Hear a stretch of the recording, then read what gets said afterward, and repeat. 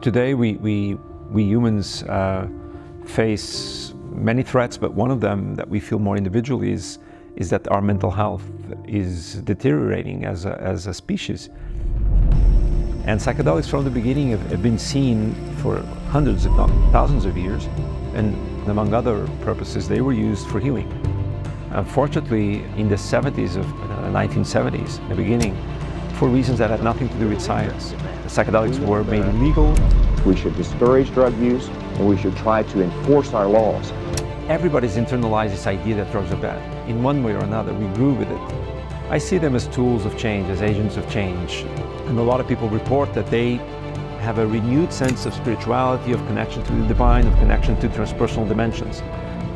But how we will allow the public to explore their own conscience without hurting others in a free way?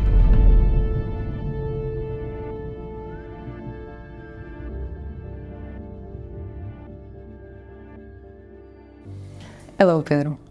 Welcome to Existencia. Thank you so much for being here. Today we are going to talk about psychedelics and its potential for society. Before we enter in the topic, can you first tell us a little bit about your story and how you first get into this topic of psychedelics? Yeah. So I'm 54 today, and for most of my life, until I was 48 or so, I never used drugs recreationally. I never smoked, not even weed, when it comes to psychoactive substances. So I had no experience whatsoever with altered states beyond the occasional glass of wine. I read Michael Pollan's book, and I knew Michael Pollan already, I knew his work, so I was immediately taken by the interest that this area was revealing, both personally, but also scientifically, socially, culturally. It really interests me, also because of my own issues with mental health that I carried for a long time. Fortunately, not extreme, but enough for me to look for healing, improvement. And so I immediately started reading, learning, writing a bit, and also at the same time, I, through some friends, was able to have my first psychedelic experiences. And both those tracks kept going until today. So I found them very interesting, positive to my functioning in general, but also intellectually I found the topic very stimulating, to the point that now I'm also, as a researcher, I'm also working in the field. So I've been working at the University of Lisbon for 20 years now, professionally as a researcher and a professor in the area of health psychology for the most part. So from a certain theoretical perspective, we've been exploring human motivation in different areas, but mostly around issues of health and health self-regulation. And it's interesting because soon after I got familiar with the potential of psychedelics and psychedelic experiences, which are basically agents of transformation, agents of change. They have always been like that. It was possible for me to link my previous work with this new interest, to the point that we're now exploring how psychedelic experiences can be of influence, of help for someone that wants to change their behaviors in areas such as smoking, diet, physical activity, meditation, and sleep.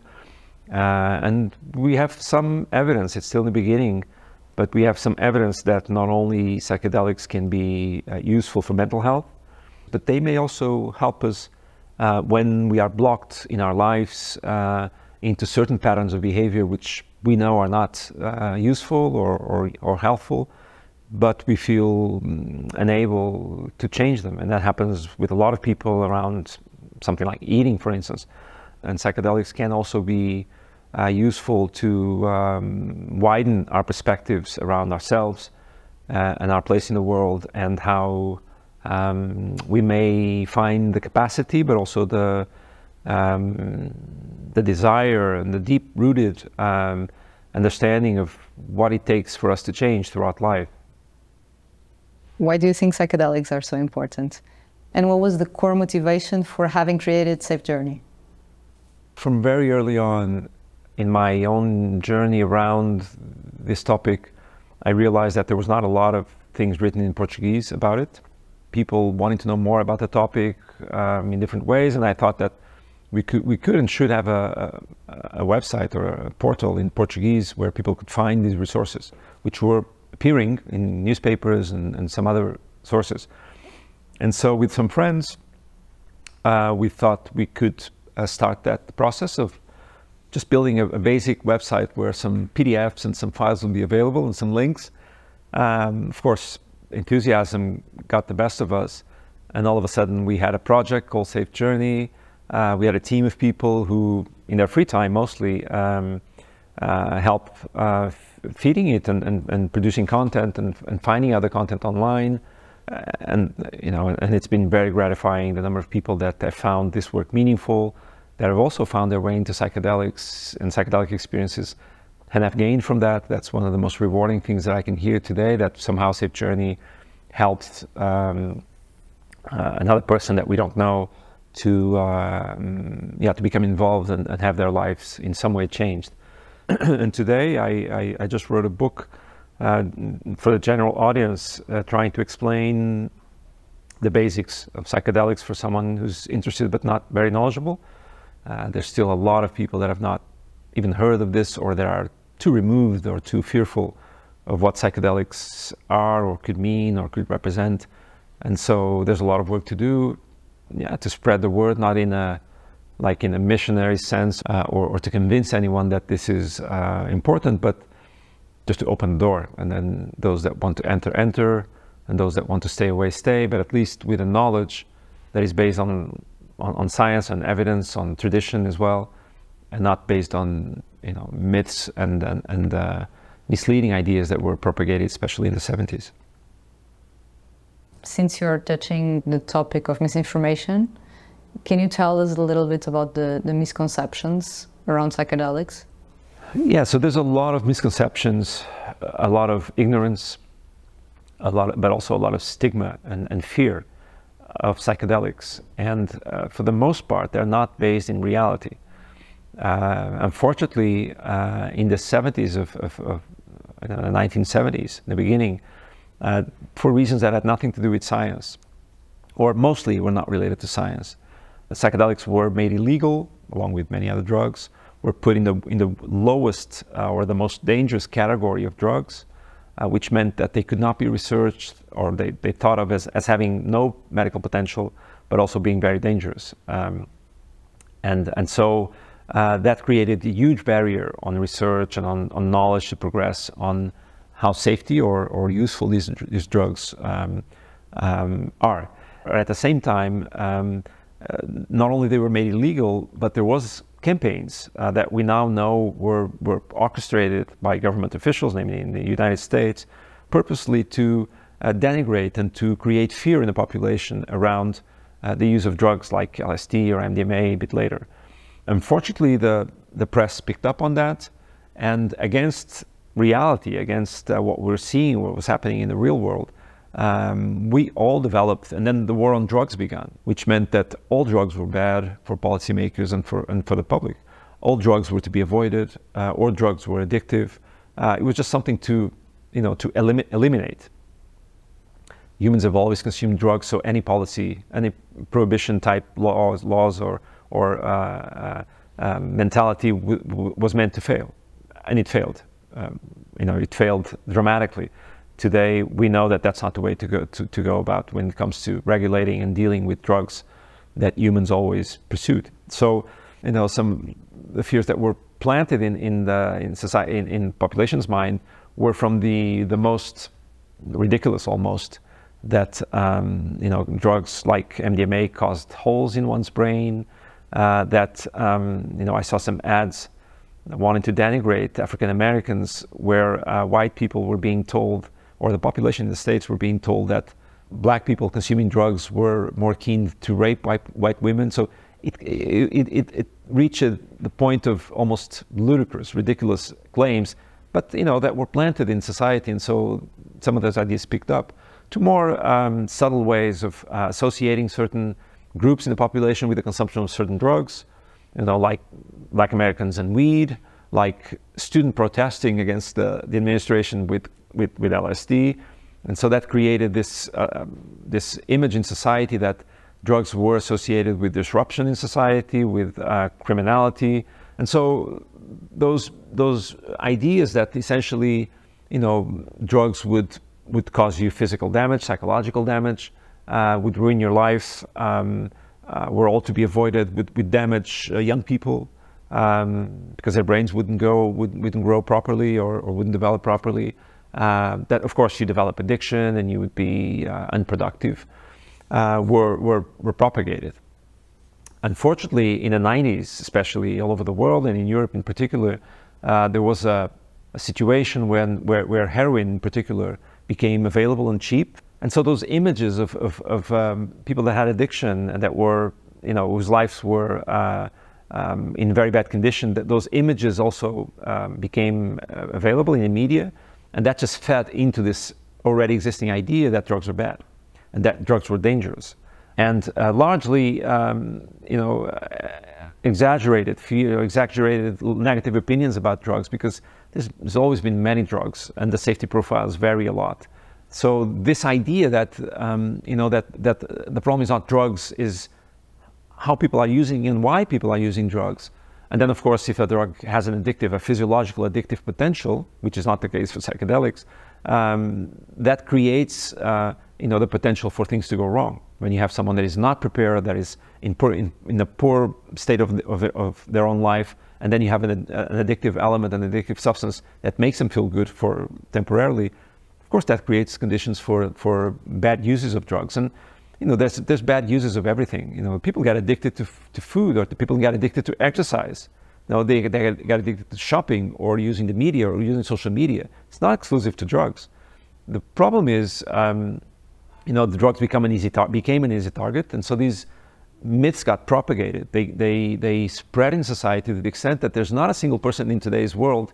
Well, maybe my children, fortunately, or our children are not in that position anymore. But if you're an adult, if you're over 30 or 40, everybody's internalized this idea that drugs are bad in one way or another. We grew with it. So it's very hard to counter that, to tell people that not all drugs are addictive, that many drugs have potential.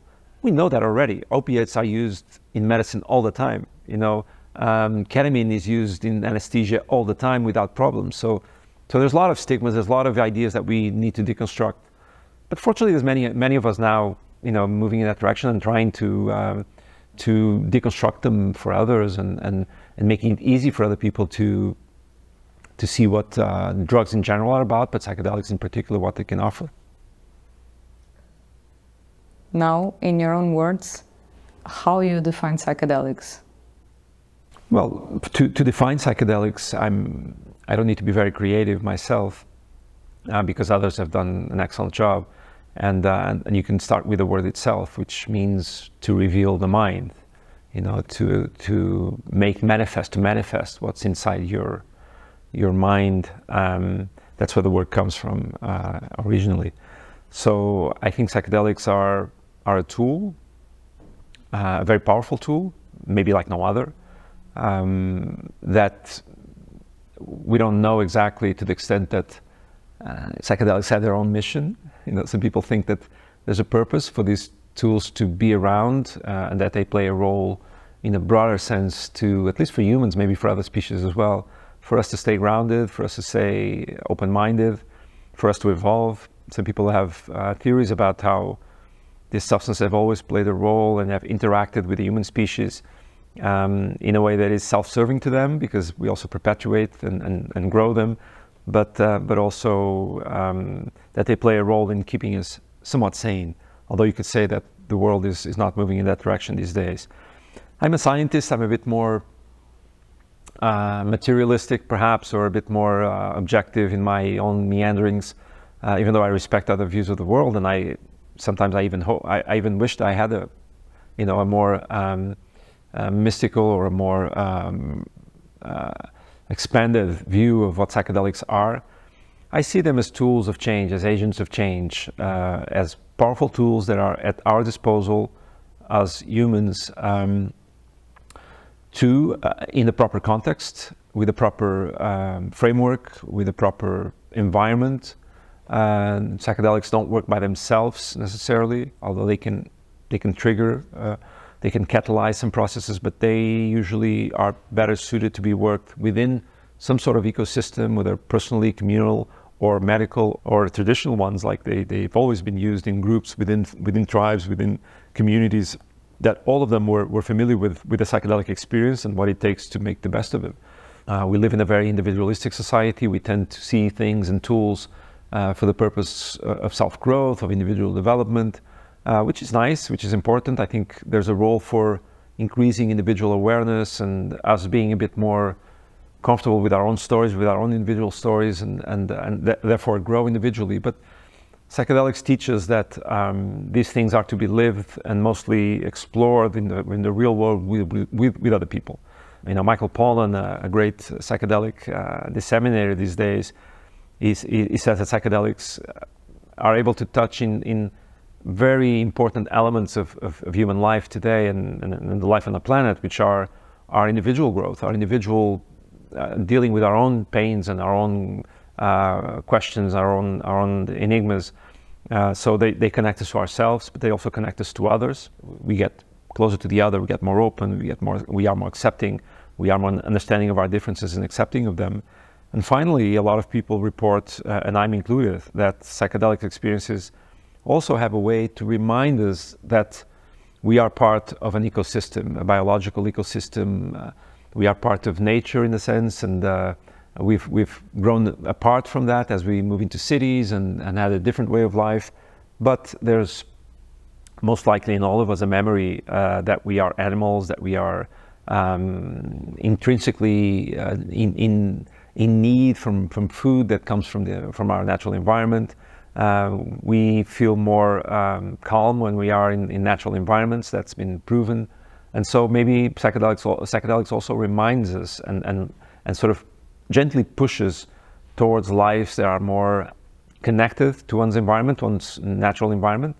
And that's a starting point for a whole new way of being in the world. Because if you're connected to something, if you relate more intimately to something, whether there's a person or a tree or the elements, you're much more likely to care for it. And so to the extent that these experiences also in some way remind us of our connection to the planetary in its original form, to the elements, I think that might go a long way into at least, step by step, a person at a time or a group at a time, find that there's other ways to live in planet Earth, and maybe we are still in time to, to not destroy it completely. And this is not to say that psychedelics will save the world or that they are the solution. I think there are stronger forces at play that need other types of action, perhaps even more forceful action. But I do think that psychedelics, to the extent that they are more integrated in one's life, maybe they can play a role. And you, Pedro, have you ever had a transformative experience with psychedelics? Spiritual pursuits have always been one of the ways or one of the motives for people to use psychedelics. And it still is. And a lot of people report that they have a renewed sense of spirituality, of connection to the divine, of connection to transpersonal dimensions, and that they have access to it. So the question for me, I've always been an atheist. I've never had a religious experience in my life, so I've never been connected to any sort of, mystical way of understanding the world or even the sensibility to it. I never had it. So the question for me at some point was, would I gain access? Would I find it easier to connect to something other than my visible reality? I didn't, and I've had plenty of psychedelic experiences, some high dose, so I had plenty of chance to have a mystical experience. I've never had one. However, I've had one experience that I could put at the same level, which was an experience of after a psychedelic experience with a very powerful psychedelic, 5-MeO-DMT in Spain. I was in a very natural environment, beautiful green environment, and I've never been one to care much about plants. And theoretically, I love the idea of being connected to nature, but I wasn't, put it simply. And then I start seeing, all of a sudden after the experience, I started seeing the garden in a different way. The plants were shining like I've never seen plants shining. I thought it was just a fluke. Just a, my eyesight was strange because of the experience. But no, I got home, and I lived near a wooded area in Lisbon, and so all of a sudden I was watching the trees, and they were different. Long story short, I've developed this connection with the natural world that I've never had before. I go home, and one of the first things I do is I go around the home seeing how the plants are doing. And I don't know where this came from. It's not in my family, it's not in my own personal history, and I don't know why it happened. I don't know how it happened. So I would put that at a par with a mystical experience, in the sense that it really transformed me and developed a connection with something that is beyond myself, it's beyond my family and my friends, and makes a difference in my life. So I don't know, maybe I think it's also important for people to, not go to these experiences with the expectation of, seeing the full cosmos in front of their eyes, or being blasted into a mystical, experience. It doesn't happen all that often, and there's a lot of gain that you can have. There's a lot of things you can learn before that. So, some people have it. Some people are lucky, perhaps, enough to have it, and their lives are transformed. Many of us are not, and many of us see a lot of things, whether they're biographic or physical or intellectual or in the realm of ideas or in connection to nature, which are by themselves fantastic. Now stepping into the healing power of those substances, can you tell us about the current applications and studies that are taking place in the world right now?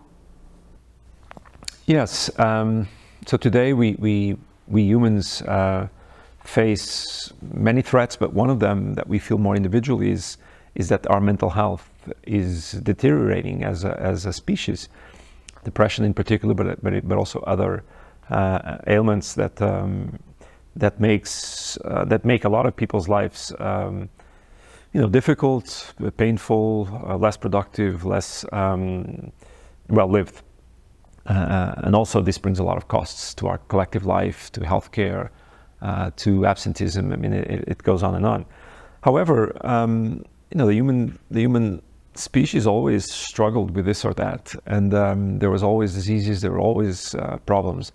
And psychedelics from the beginning have been seen, they've been used for hundreds, if not thousands of years.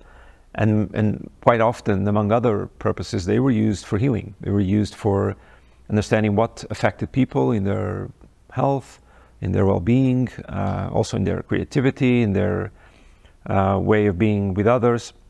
And it still is the case. So in the 50s of the previous century, many psychiatrists in particular, and also therapists, psychotherapists, starting to understand, starting to see how the openness of mind and the type of changes that were occurring in people's ways of thinking and feeling and living, that psychedelics induced were very powerful. And so that people got better, that psychotherapy was improved, couples therapy, individual therapy, group therapy, all of that was being tested in the 50s and 60s. Unfortunately, that stopped, but it's now coming back in full strength. So we have a lot of trials these days, hundreds of scientific studies, clinical trials that are being conducted for depression, for anxiety, for post-traumatic stress disorder, obsessive compulsive disorder, different types of addictions, different types of mental diseases that have some common patterns of rigidity, of people being fixed in certain patterns of behavior or thought or affect or emotions. And so psychedelics are very unique in the sense that not only they can be used as very interspersed or very short interventions, sometimes with just one or two experiences, and even sometimes short bouts of therapy, and they have a profound effect and a lasting effect, which is unheard in psychiatry, but also the fact that they can be useful for a broad range of conditions. That's also unique in medicine and psychiatry. So those are the key areas where psychedelics are being explored with a lot of positive, encouraging results that will need to be confirmed, that will need to be expanded, and there's a lot of details that need to be learned. But yes, psychedelic-assisted psychotherapy, now it's legal to do it with ketamine, because ketamine does have also the capacity to induce psychedelic experiences. So that's already taking place in Portugal and elsewhere. Ketamine Ketamine has been used for treating depression for many years with a lot of success. It's not new, but now we're putting together what we know from psychedelic science and from psychedelic traditions, bringing that into protocols using ketamine that are more like psychotherapy and less like a pharmacological treatment, which is, we think, increases its efficacy. But also being tested in research settings for the most part with other psychedelics, especially psilocybin, MDMA, a little bit LSD and mescaline as well these days. DMT as well is being tested as we speak. And changes are starting to occur in that regard. So we have countries like Australia, which now allow, under certain conditions, for legally for the administration of psilocybin and MDMA to patients that need them through doctors that are certified by the state to do so. And we have other countries where there's a possibility to use psychedelics legally from a compassionate use perspective. So when there's no other medicine available and when somebody's suffering to the point that they may be on their last resort of treatment, psychedelics are allowed in places like Canada, and some other countries in Europe are contemplating, Switzerland as well. For 30, 40 years, the state of Switzerland, the country has provided licenses for over 30 psychiatrists to use psychedelics in their practices as they think best, and they collect data. They're very careful and comprehensive in detailing all that they do, but they are allowed. The state trusts a number of psychiatrists that have proven experience and knowledge in the area to use it with their patients and to use it as they wish, mixing the substances, doing their own dosages very safely, very productively, and there's a lot of clients that have benefited from that. So it's not only a hope for the future, but it's also a reality as we speak. There's also other developments, especially in the US, where people are being allowed to use psychedelics under certain conditions that are regulated by the state of Oregon right now, and other states are coming, where people, even without a medical condition, are able to partake in psychedelic experiences using magic mushrooms legally. And so there's several models that we can foresee in the future from the end of pure medical treatments, very controlled environments, very precise dosages, very clear criteria for entry and for protocols, all the way to personal use, which we hope might be regulated in the future, so anybody can have a psychedelic experience, or at least use psychedelics legally, safely, as long as you're an adult and you're not hurting anybody else, and everything in between. So right now we have, I don't know, maybe 10 international centers in universities, research centers in the world, specifically dedicated to psychedelic studies, which is incredible in a short amount of time. How they've popped up. We have hundreds of researchers and trials going on all over the world. And in Portugal, we also have psychedelic science at the moment. So we have at least one organization that I know of that is doing clinical trials, the Champalimau Foundation. It's the only one that has the infrastructure that allows for types of studies, intervention studies, prescribing or using, administering psychedelics. They've been involved in important trials, especially for depression, with psilocybin. We have other research centers. Maybe the next one that I can think of is one in Coimbra, University of Coimbra, and they're doing research with ayahuasca, also administering ayahuasca to healthy people, experienced people, and knowing what happens in your brain and also what happens in your thinking, in your psychology. And then we have other smaller research groups. There's one in the University of Porto who is also explored ayahuasca, but more from a traditional perspective, exploring and doing naturalistic research in the Amazon. And then our group in the University of Lisbon, we are doing research in health behavior change. So we're trying to understand whether psychedelics can be useful and psychedelic experiences can be useful, both in naturalistic settings, but also in the future, maybe in more controlled settings, to understand and maybe influence how people regulate their behaviors, their health behaviors like diet, physical activity, smoking, and others. So in my research group now is very much dedicated to exploring the use of psychedelics, especially naturalistic studies. We don't do intervention studies, but we go to places where psychedelics are being used ceremonially, and we try to see whether people are changing or are witnessing their behaviors or their attitudes towards their own health behaviors changing naturally without even wanting to sometimes. So we're studying to the extent that that happens. We're exploring the mechanisms that might underlie these changes, which have been studied. But we're now trying to explore the effects that psychedelics may have on the way our lifestyles, our general lifestyles, whether or not we have a mental health disease. And actually, we work with healthy patients or with healthy people in the population to see to the extent that the resources that are activated by psychedelic experiences, the broad changes in thinking and feeling and perspective that you gain from a well-conducted high-dose psychedelic experiences typically, whether those resources, those mechanisms might also be the same ones that we know help people change their behaviors.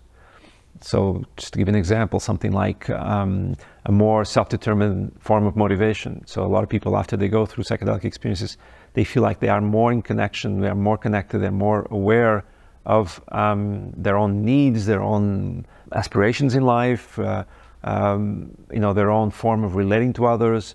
And somehow psychedelics have a way to reinforce the power with which you connect to what you really want to do in life, how you really want to evolve and develop as an organism, as a human organism. I feel we have this tendency to grow, this natural tendency to grow, and there's a bit of theory behind that perception. And psychedelics may tap into that and make that a bit more functional. It's a bit more easy to follow our interests, our vocations, even though it might have been something that was very hard to implement in one's life. For instance, stopping smoking. You know that it's not good for you, you wish you could stop, but somehow there's something lacking, whether it's the self-efficacy to do it, you feel like you can't do it, or you can't find a deep-rooted sort of willingness and motivation to do it. And it's very common that psychedelics tap into those processes and somehow open the gateway for you to feel your own resources are sufficient for those changes. So that's what we've been doing. We've tapped into specific use of psychedelics with ayahuasca, and we're also doing a worldwide survey, an international survey, generally asking the same question. Have psychedelics been useful in your life to change health behaviors, or have you seen health behaviors change because of psychedelic experiences? And we're analyzing data as we speak.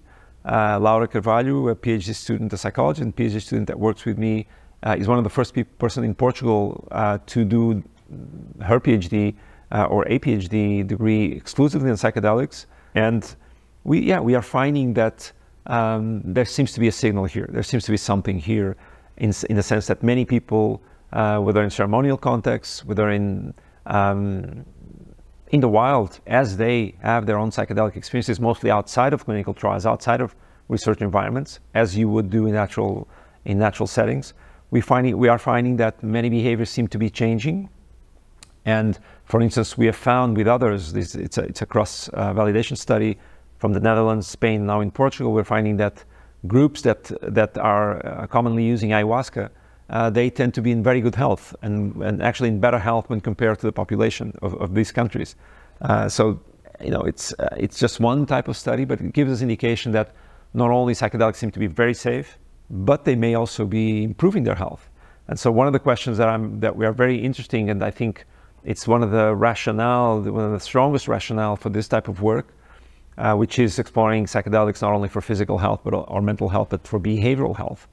I think it's one of the ways of the future that we can think that, to some extent, the fact that people are having positive psychedelic experiences throughout their lives, and to the extent that these psychedelic experiences are improving not only their physical health, but also their behaviors, that this could have an impact in the long term in people's health. So we know that diabetes, heart disease, hypertension, obesity, all these cancer, all these conditions are very much affected by how you eat and how much you exercise, how well you sleep throughout your life. These are causes, risk factors, well-known risk factors. So to the extent we find better tools to help people have healthier lifestyles throughout their lives, even without interventions or medication or very strong and costly procedures, if that's true, so if psychedelic experiences in some way help us lead healthier lives, even when we're young, that could have an effect in the long term. It could have a cumulative effect and a preventive effect. that perhaps we are less likely to suffer not only from mental health, we know that that's probably the case, but also from physical health and behavioral health and physical health, which are related. So that's generally the framework, or the more ambitious view of using psychedelics, not just for treating when the disease is already present, but also preventing future diseases. And yeah, we need that evidence base to inform policymaking, to inform public officials, to inform regulators that perhaps it's high time for us to look at the role that psychedelic and psychedelic experiences may have in one's life, in society in general, and create a more conducive, or at least a more positive environment for those of us that think that these experiences can have a role in their own lives without hurting others, and in a very safe way. Psychedelics are not addictive. They are not toxic for the most part. They don't cause overdoses. They have a very safe profile. They have the safest. Psilocybin, LSD, MDMA have some of the safest or some of the best safety profile compared to most psychoactive drugs. They are in the bottom of the list of risky psychoactive substances to consume. Alcohol is at the top. Alcohol is legal, accessible, not stigmatized, and so you can see how we have it all wrong when it comes to dealing with drugs in our society. So hopefully, yeah, research will help the future regulators, politicians, public health officials to look at these tools in a more hopeful way, in a more pragmatic way, to see, if this is a tool that can help us live healthier, why shouldn't we? That's a good question. And what do you think is the place of psychedelics in the society of tomorrow? So as we look into the future, many people now are thinking, how on earth are we going to integrate something as complex, as varied, multifaceted? There's many psychedelic substances, there's many types of experiences, there's many dosages you can use. It creates a very complex web of possibilities. And given that, we don't have a good relationship with drugs, and given that medicine is also very strict in its criteria on how to use drugs, and also, given that some of these traditions grew in environments which are very different than the environments that we are now, this creates a very complex puzzle on how psychedelics might be used in the future by Western societies productively and safely and legally. So, in the most positive scenario, I would like to see a future where, yes, medicine has its role, and it's already well underway. So I think it's very clear that psychedelic experiences with both classic psychedelics like DMT and LSD and psilocybin, but also MDMA and other related molecules.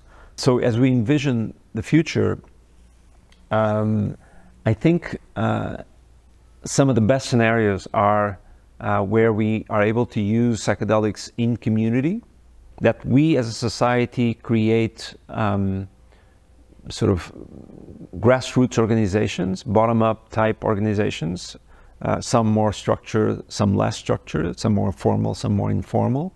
There could be clubs like already exist for cannabis, social clubs, where people sort of develop these protocols, develop these technologies to use them safely without intervention of the state necessarily, but in a way that society respects. So that's one example, is that we can allow groups to use psychedelics safely, but in a productive way, in a way that is not endangering anyone, and it doesn't present a threat to society. So that's one way that I foresee that we could move in that direction, also because it provides a community, provides some accountability to society, so communities have leaders, communities have ways of creating good practices, models, safeguards, but also evolving in their technologies, improving the way they use these tools.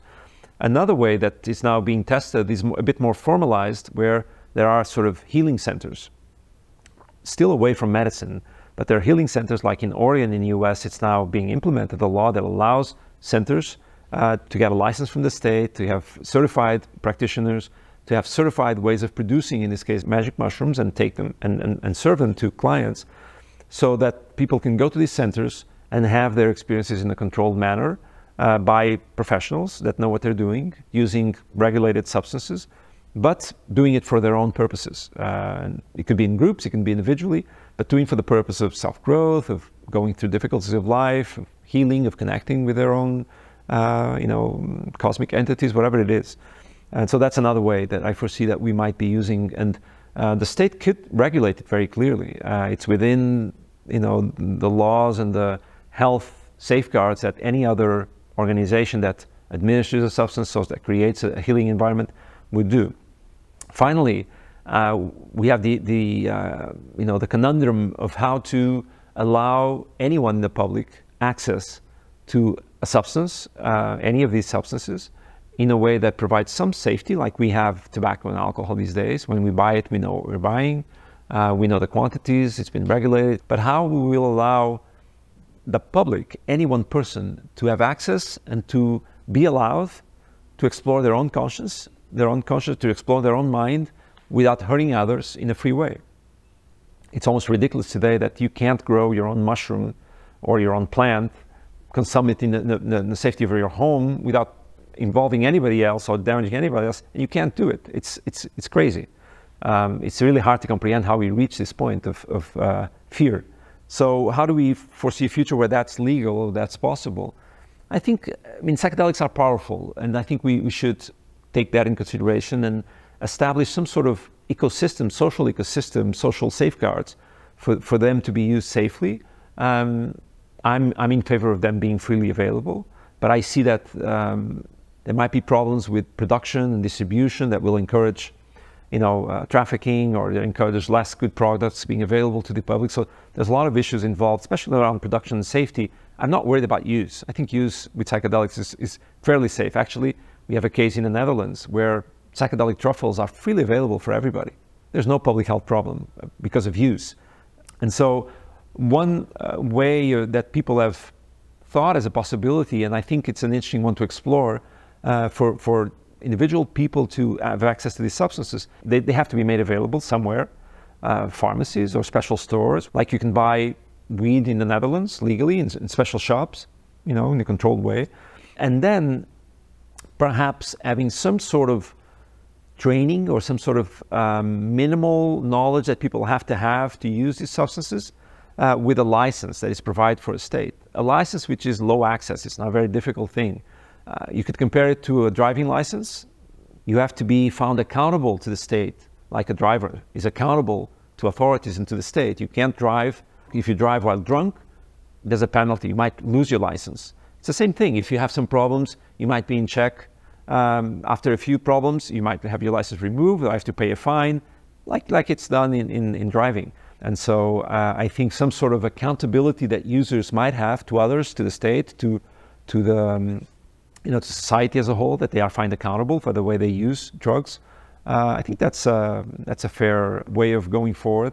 So in that case, we would have access in all sort of steps of the way, from individual use to healing, ceremonial use. It's also crazy that ayahuasca has been used for hundreds of years, and now we bring it to the Western world, all of a sudden it's forbidden.